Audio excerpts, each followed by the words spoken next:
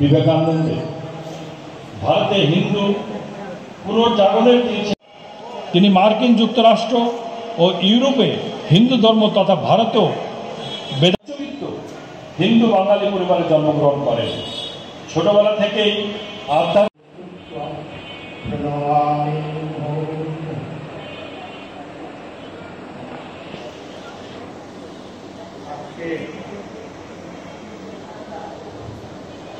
এই যে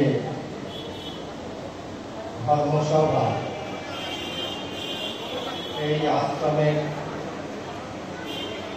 শতবর্ষকে কেন্দ্র করে যার পরিশ্রমে পরিচালনা এই অনুষ্ঠান হচ্ছে, শতবর্ষের জয়ন্তী সমারোহ উদযাপিত হচ্ছে, সেই আমার অনুযোগ বেলুড় মঠ, সেই বেলুড় মঠে আসলাম। এই কিছুদিন আগে, কিছুদিন বলা ঠিক হবে না, বছর কয়েক আগে আমাদের পশ্চিমবঙ্গের মুখ্যমন্ত্রী এসেছিলেন বেলুড় মঠে। আপনারা ওকে জানেন, হয়তো অনেকেই ওর নাম জানেন, শুনেছেন, মমতা বন্দ্যোপাধ্যায়। তিনি আমায় বললেন একটা অদ্ভুত কথা।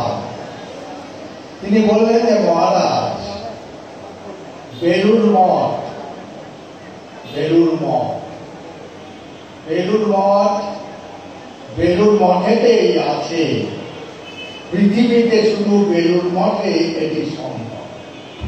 কি বলেছিলেন তিনি?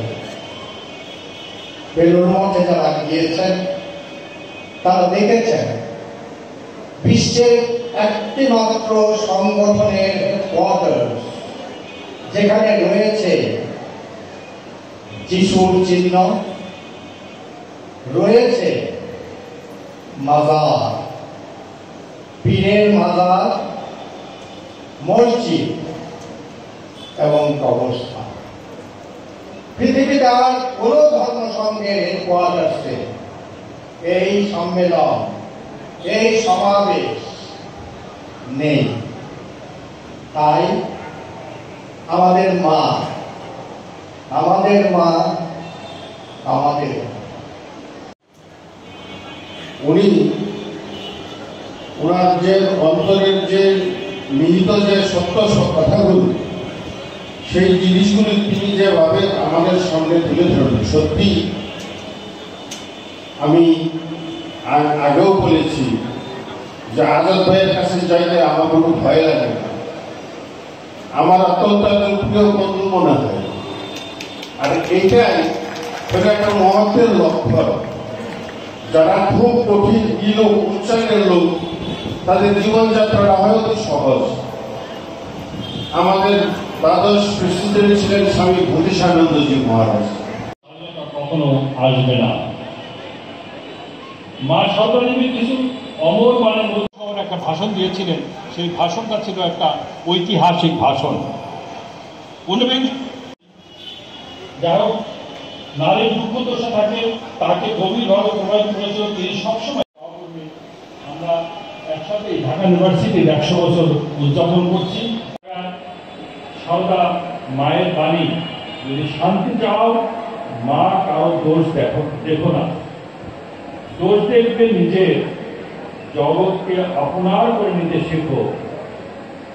কেউ পর নয়, মা জগৎ তোমার।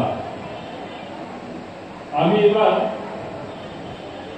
স্বামী বিবেকানন্দ সম্বন্ধে দু একটা কথা বলবো, শোনার থেকে।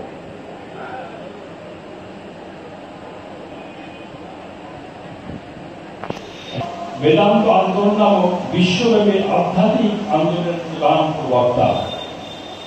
এটি একটা জনকল্যাণমূলক স্বেচ্ছাসেবী সংগঠন। 1897 সালের 1 মে রামকৃষ্ণ পরমহংসের প্রধান শিষ্য স্বামী বিবেকানন্দ রামকৃষ্ণ মিশন প্রতিষ্ঠা করেন। রামকৃষ্ণ মিশন স্বাস্থ্য পরিষেবা, প্রাকৃতিক দুর্যোগে ত্রাণ কার্য, গ্রামোন্নয়ন, আদিবাসী কল্যাণ, বুনিয়াদী ও উচ্চশিক্ষা এবং সংস্কৃতি প্রসারে গুরুত্বপূর্ণ ভূমিকা পালন করেছে। এটি সকালেই সংঘবদ্ধ সন্ন্যাসী ও সংসারিক গৃহস্থ শিষ্যের একটা যৌথ উদ্যোগ। রামকৃষ্ণ মিশন কর্মযোগের ভিত্তিতে কাজকর্ম চালায়। শ্রী রামকৃষ্ণকে কেন্দ্র করে নিষ্কামভাবে ঈশ্বর জ্ঞান, মানব সেবাকে জপ, ধ্যান প্রভৃতির মতোই ধর্ম সাধনার একটি অঙ্গরূপে গ্রহণ করে। শ্রী রামকৃষ্ণের অভিপ্রেতে সন্ন্যাসী সংঘ গড়ে উঠেছিল তাকে সুপ্রতিষ্ঠিত ও সুনিয়ন্ত্রিত করার জন্য স্বামী বিবেকানন্দ 1897 খ্রিস্টাব্দের 1 মে রামকৃষ্ণ মিশন নামে প্রথমে এক সাধারণ সমিতি গঠন করেন। এই মিশনের প্রধান উদ্দেশ্য হল যে বেদান্ত ধর্ম শ্রী রামকৃষ্ণের জীবন ও শিক্ষার আলোকে উদ্ভাসিত, তদনুযায়ী জীবন গঠন ও তা প্রচার করা, বিভিন্ন ধর্মের মধ্যে সৌহার্দ্য স্থাপন করা, জাতি ধর্ম বর্ণ নির্বিশেষে দুঃস্থ মানবতার সেবা করা।